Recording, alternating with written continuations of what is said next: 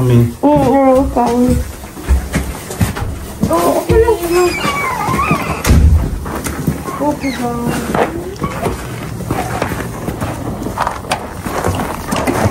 Oh my God. It's cold. Good morning, everyone. You feel hot? Because you're so... Ano, unsa naman na yung bag? Oh my God. Okay. I don't know why it goes down in the... Wednesday morning, we are off to school anyway. Mom, it doesn't feel that cold. Yeah. Hold it. Ay. Sarap pa pala. Okay. Hatid namin sila sa school bus, guys. Sa bus stop pala, sa school bus. Sa bus stop. Tapos, kami diretso na sa work. Maaga kami today, in fairness. 7:05 pa. Hala, may kaldero lang. Oh, shoot. Ang kaldero. Sorry, Kayla. I want to sit here. Okay, you can sit there. Lagyan natin ito sa likod. likod. Ito yung kaldero na dala namin doon. Pinuntahan naming bahay. Iniwan namin kasi may laman pa. Isinauli na. Okay. Alala, bakit hindi siya tumatak? Okay lang. Okay. Okay. Hoy, ang daming mga gamit. Okay. Punta na tayo sa bus stop. Samahan nyo kami.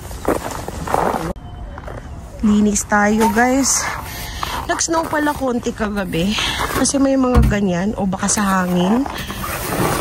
Nililinisan ko muna kasi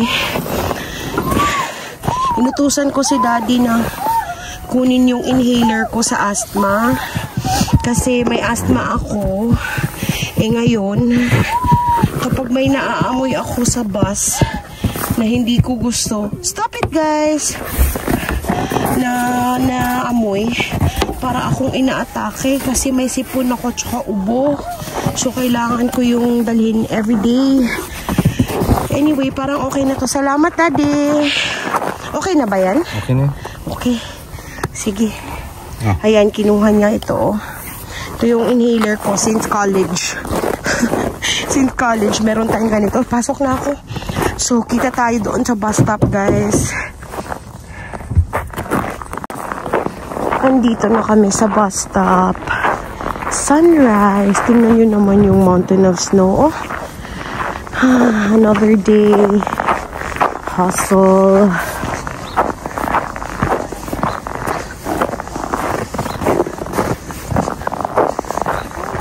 Morning. Ay, pinating taasa. Kian, classmate niya yan. Sis classmate.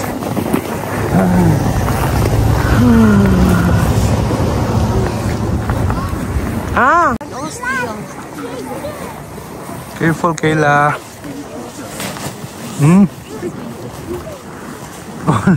Naumod ang usa. Kian, ay, sa trabaho. Mommy, I tried to get my sister. Careful. Oh, nice steal, kuya, oh. Yeah, it's Kuan, grab your sister na.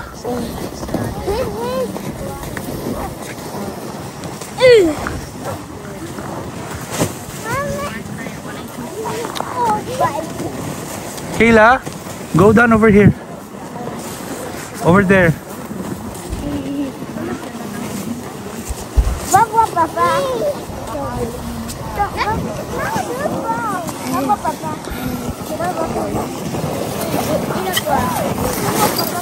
Careful, kuya.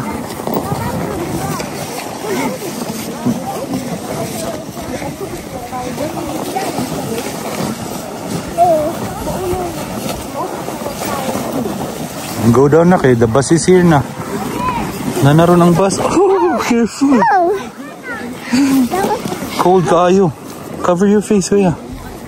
My face is not cold. Yeah?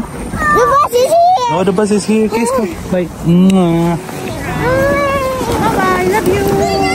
Bye, kuya. Take care, take care. Did you kiss Daddy, kuya?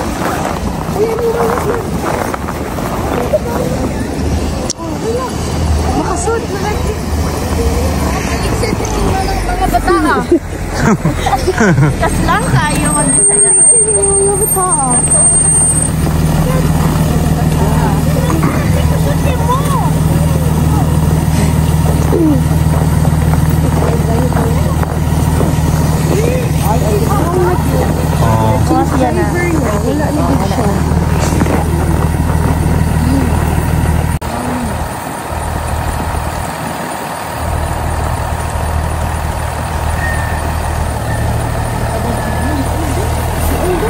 Bye!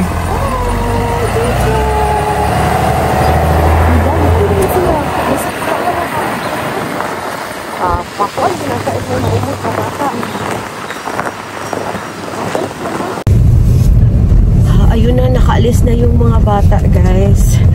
Kami papunta na ng work. Grabe ang lamig. Ang sakit ang mukha. Tingnan nyo naman, oh. Para na tayong foreigner nito kasi namumula.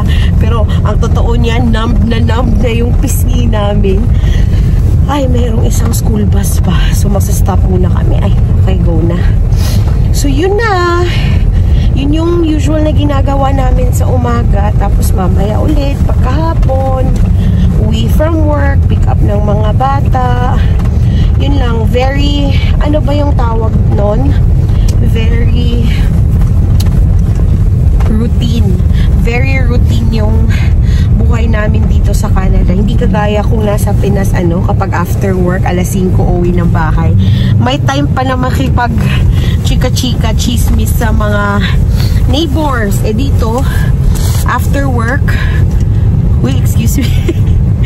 Nampuna siya kasi yun bang sa grabe sa lamig, para kang sinisipon everyday. Actually, may sipon talaga ako everyday. Hindi pa siya nawawala, guys. Baka sa spring mawala ito. So, yun na. Balik tayo. Kung nasa Pinas, marami ka pang time sa hapon kasi maganda nga yung weather. Dito, nagagawa lang namin yan kapag spring and summer. Mostly summer talaga. Kasi yung sunset ng summer, alas 9 pa ng gabi. So, after work, marami pang time. So, pwede pang mag-park, mag-barbecue, ganun-ganun. Pero kapag winter talaga, bahay, trabaho, school. Bahay, trabaho, school, bahay. Ganun lang. Kasi nga, yun na, malamig. Tapos kapag weekend naman, mostly weekend, mas lumalamig or nagsusnowstorm siya, guys. So, walang choice kundi magstay sa bahay. So, ayun na, hindi ko na patatagalin tong vlog na to. Thank you so much sa mga new supporters namin and continue supporting our small YouTube channel. Thank you guys for watching and God bless and have a good day everyone. Bye!